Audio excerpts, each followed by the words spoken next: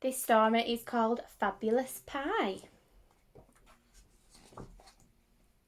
Deep in the forest where the trees meet the sky, a very bad bear baked a very big pie. He made a crust of pastry that was flaky, warm and wide, and he had a wicked plan to get a filling inside. So the bear stood in the clearing and he said with a sigh, fabulous pie, who will help me to make the filling for my fabulous pie? Me, said a mouse. I will scamper, I will scramble. And he fetched the ripest berries from the blackberry bramble. The bear put in the berries and he stirred them with his paw, but still he thought the pie needed something more. So he clambered on a tree stump and asked the branches high, fabulous pie, who will help me to make the filling for my fabulous pie? Me, said a squirrel, watch me tiptoe on a twig. And she fetched a bunch of hazelnuts, delicious, brown and big. Then the bear poured in the hazelnuts and gave a cautious smell. But he said he thought the mixture wasn't working very well.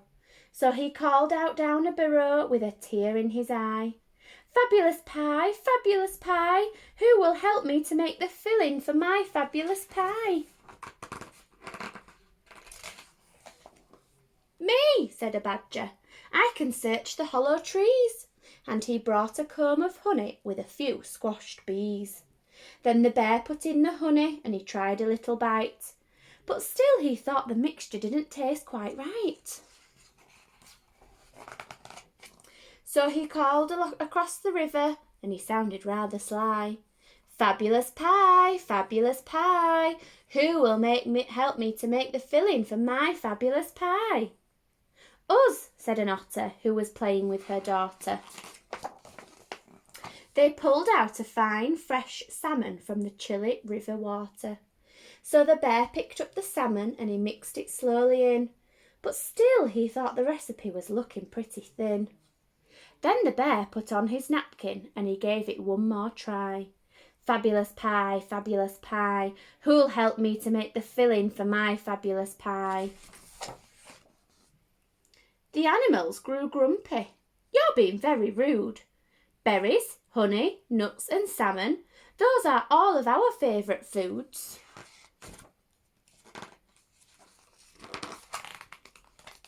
But the bear turned to the animals and gave a funny stare, and he said, I know a filling that is better for a bear. He shoved them in the pie crust. Then they all began to cry, terrible pie, you can't make us the filling for your terrible pie. The animals all wriggled and their furry paws they thrust through the warm and flaky pastry until their legs stuck out of the crust.